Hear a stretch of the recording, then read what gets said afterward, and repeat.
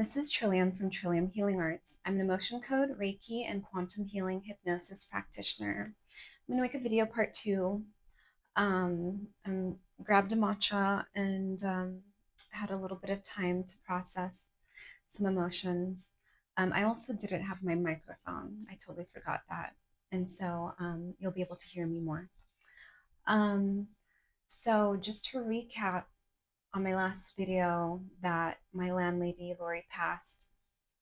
Um, she passed yesterday, and it was assisted suicide by a nurse. She was not well mentally, emotionally, and it was very hard for her to be here on planet Earth. And she told me she was just ready to check out. Planet Earth is supposed to be one of the very more challenging and difficult places. And I think that one of the things that differentiate Earth from the light realms is the emotions here are what really makes things distinct.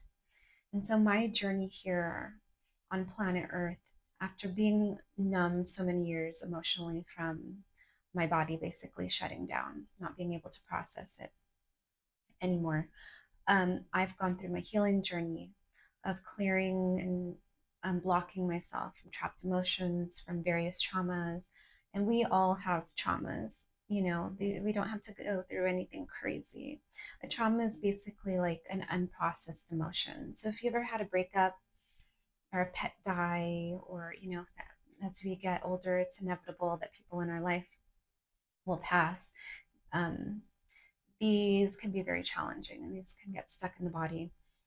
With enough negative relationships, you can build a wall around your heart, which keeps you from being able to truly experience giving and receiving love, or being vulnerable, or whenever you get close to someone, all of the fear and anxiety will start to be triggered, and you're going to sabotage your potential connection or not want to come closer for fear of being hurt.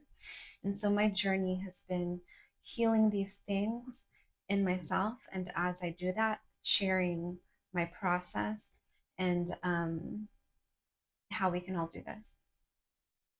And so, interesting thing, I've always been um, with my plant based diet and meditation and psychedelics, it's really opened me up energetically and spiritually.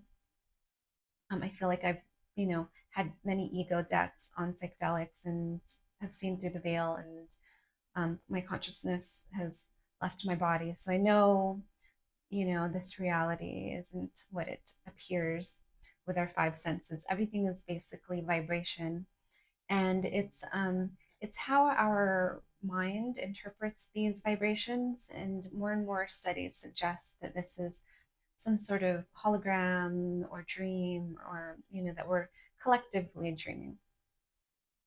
So a point that somebody made yesterday that I followed that I thought was very fascinating um, is that we as the individual dreamer, everything comes from within, right? When we're dreaming, it feels so real. Even so, dreams feel more real than this reality, but it's just a projection of everything inside.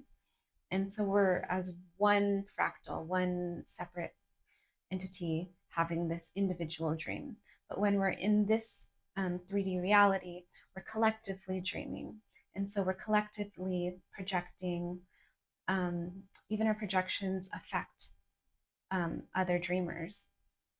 And we can also, I believe, quantum shift into realities where, you know, it's believed that everything exists in all directions of time, past, present, future, simultaneously, like the multiverses from Marvel. And so I've done experiments with Neville Goddard, and I highly recommend his Law of Assumption, shifting into versions of reality where people or situations are what you want them to be.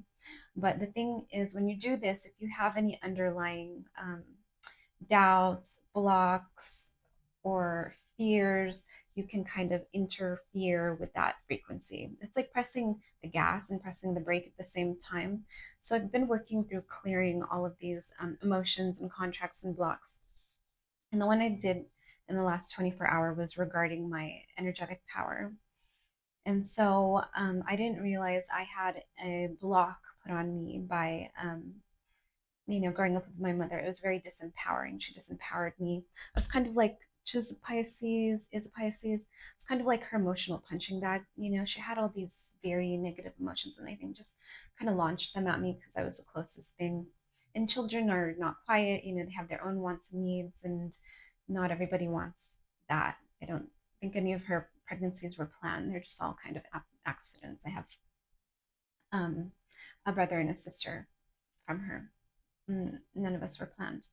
Um, but so yeah, when we're little, our caretakers, our parents are like our gods, whether we like to admit it or not. You know, our life depends on them. Our survival depends on them. So whatever we're exposed to or experience, we internalize these behaviors and create a story about ourselves.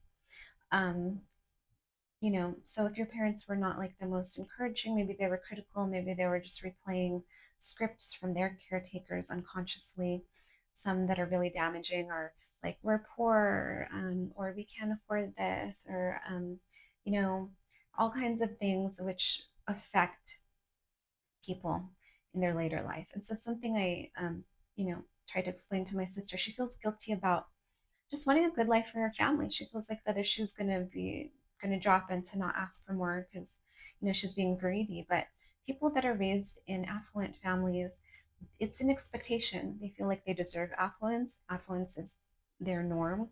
Receiving good things, it's just what they believe they deserve, and therefore, because they believe they deserve it, they magnetize more of that situation. When we have limiting beliefs, we create roadblocks between us and our desires. So, I've been really working that. I had to clear a big one today that was keeping me from reaching my full power.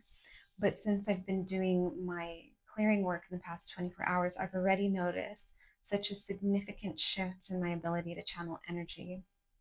And I'm really tapping into my intuitive and psychic abilities. Um, and I'm being more aware. I'm connecting the dots. Sometimes I get messages through music. So, for instance, my landlady just passed, and she sent me a message through a song about her being free. I know she sent me telepathic and emotional communication.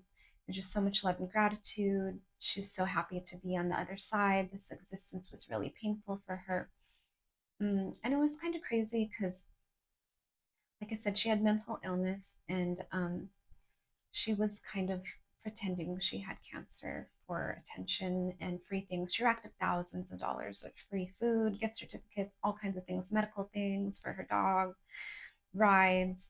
She was really milking it. At one point, she said she's making out like a bandit and chuckled to herself. And I knew, she knows what she's doing.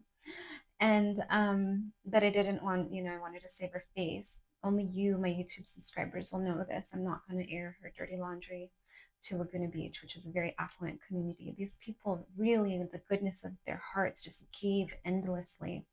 But being so observant, having dealt with a mother like this that would tell people she was sick and in the hospital to get hundreds of dollars to go to the casino and do drugs, I can see right through it.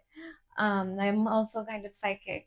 So, yeah, but she chuckles about it. She said she did the best she could, and I know she could. She was just very emotional, and trauma and negative emotions manifest in the body. So maybe she wasn't sick currently, but she would have. Anyway, she died from medical suicide, and she passed on the great gift of me and another friend of hers being able to stay at the house. Um, so I just feel so grateful and blessed, and I know she came from a place of love. I worked through forgiveness from our past life karma just yesterday. I found out that she had killed me in a previous life, and we were working this out in this life. And we had learned so much, reparenting each other and forgiving each other. We truly learned unconditional love and forgiveness. And I'm starting a brand new chapter, and a very, very powerful one. So just stay tuned. I have big, big plans, and I'll let you know how it goes. All right, everybody, thank you so much for tuning in. Please like, subscribe, share, and I'm sending you love and light.